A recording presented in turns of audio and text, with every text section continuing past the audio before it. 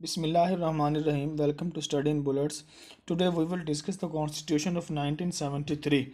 1973 का जो कानून है पाकिस्तान में जो अभी तक नाफज है, इस कानून के बारे में आज हम पढ़ेंगे कि सबसे पहले जो है जुल्फ़िकार अली भुट्टो जो है उसने इस कानून को इस कंट्री में जो है लागू किया।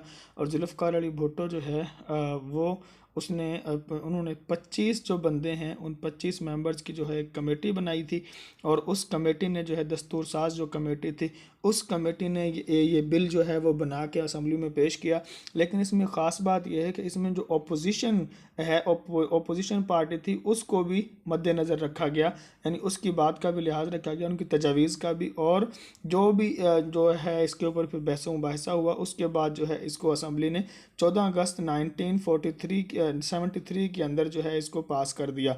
तो इसके बारे में हम थोड़ा सा ब्रीफ सा इंट्रोडक्शन जो है वो पढ़ेंगे।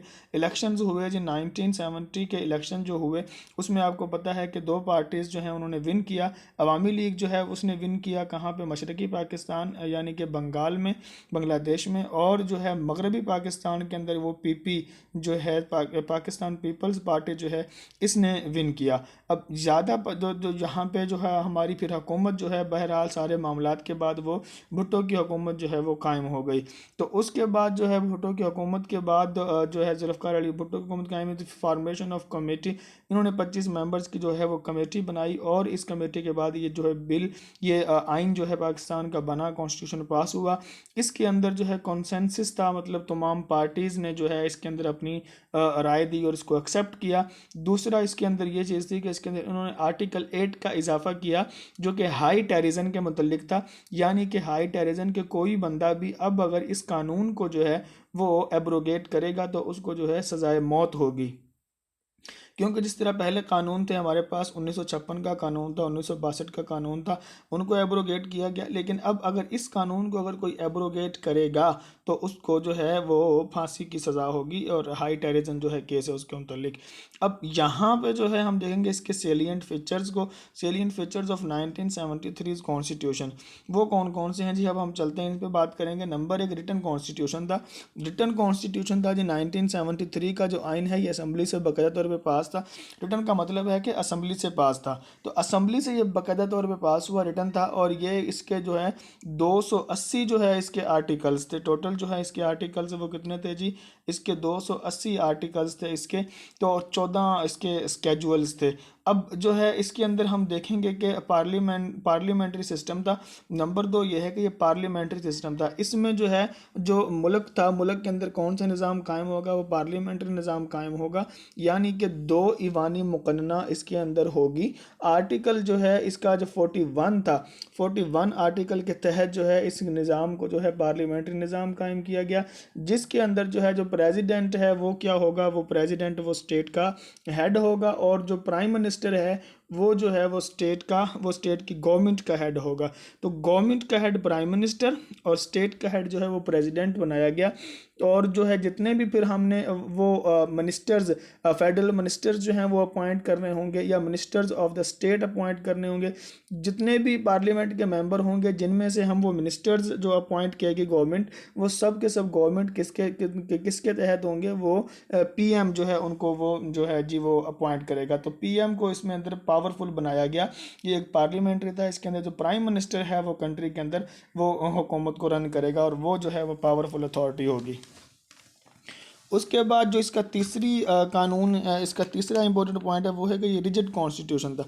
रिजिड कॉन्स्टिट्यूशन का मतलब क्या है कि इस कॉन्स्टिट्यूशन के अंदर जो है तरमीम करने के लिए, या इस कॉन्स्टिट्यूशन के अंदर आपने कोई अगर तरमीम करनी है तो उसके लिए आपको 2/3 मेजॉरिटी जो है वो होगी। अगर 2/3 मेजॉरिटी आपके पास होगी तो आप इसमें जो है कोई तरमीम वगैरह ला सकते हैं। अगर अदरवाइज़ तरमीम नहीं ला सकते तो 2/3 मेजॉरिटी लेना ये एक बहुत मुश्किल काम है।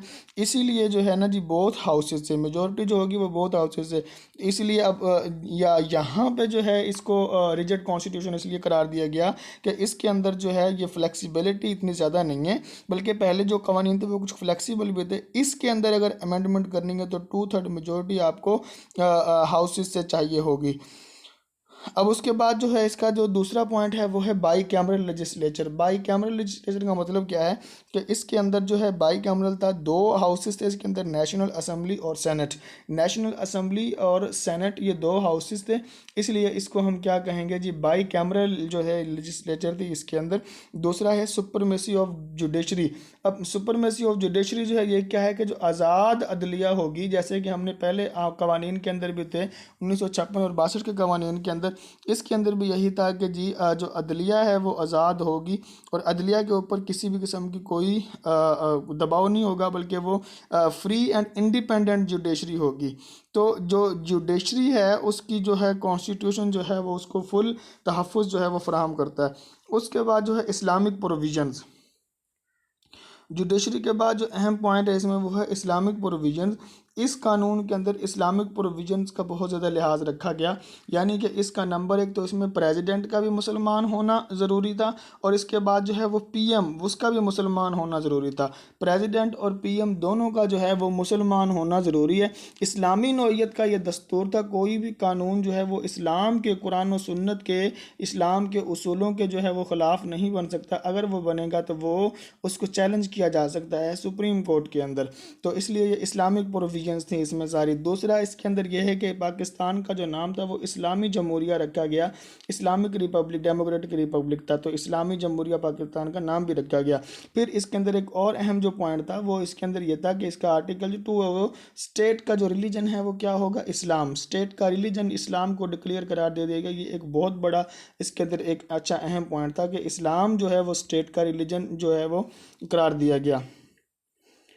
اس کے اندر فیڈرل کانسٹیٹیوشن ہے. اس کی فیڈرل کانسٹیٹیوشن یعنی کہ جو ہے وفاق ہوگا اس کے ساتھ, صوبوں کے ساتھ جو ہے اس کا پورا سسٹم ہوگا. تو یہ فیڈرل کانسٹیٹیوشن تھا کہ اس میں ایک وفاق ہے اور باقی صوبوں کے ساتھ اس کی جو ہے وہ لسٹ کے تھرو جو ہے وہ جاری تھا کام. نیشنل لینگویج, اس میں نیشنل لینگویج پہلے تو اردو اور بنگالی دونوں تھے, لیکن اس کے اندر صرف اردو جو ہے وہ ہمارے پاس نیشنل لینگویج ڈکلیئر کی گئی. اس میں نیشنل لینگویج کون سی تھی جی, اردو. فنڈامنٹل رائٹس جو ہے اس کا کوئی بھی جو ہے قانون وہ فنڈامنٹل رائٹس کے خلاف جو ہے وہ نہیں بنے گا. فنڈامنٹل رائٹس کو مکمل اس میں تحفظ دیا گیا, اور اس کے اندر جو ہے فنڈامنٹل رائٹس اور مائنورٹیز کے جو رائٹس ہیں ان کے اوپر بھی خاص زور دیا گیا کہ کوئی بھی جو ہے مائنورٹیز کو وائلیٹ ان کے رائٹس کو کوئی نہیں کر سکتا. President and PM head to be بی مسلم, یہ ہم نے ڈسکس کر لیا. ڈسٹریبیوشن آف پاور, پاور جو ہے وہ صوبوں کے اندر اور پاور وفاق کے اندر جو ہے یہ ڈسٹریبیوٹڈ ہے. وفاق میں اور صوبوں میں پاور جو ہے وہ ڈسٹریبیوٹڈ ہے, یعنی جو پاور کا جو مسئلہ تھا کہ پہلے جو سن 1962 کا جو کانسٹیٹیوشن تھا اس کے اندر جو پاور ساری وہ پریزیڈنٹ کے پاس تھی, تو وہ کنسنٹریشن آف پاور تھی. لیکن یہاں پہ ڈسٹریبیوشن آف پاور ہے, یعنی کہ جو پاور ہے وہ ڈسٹریبیوٹ ہو گئی ہے پروونس اور فیڈرل کے درمیان. اس کے بعد principles of policy. Principle of policy lay down the basic objectives and future plan of action of the system. یعنی کہ اس کے متعلق اب it has been made obligatory for all government agencies کہ اگر انہوں نے کوئی بھی انہوں نے پالیسی بنانی ہے تو ان کو کیا کریں گے, وہ کیا کریں گے, they had to take guidelines from the principle of policies while performing their respective functions. اگر وہ اپنے بھی مطلب ان کو بغیر ان کے وہ principle of policies کے متعلق اس قانون کو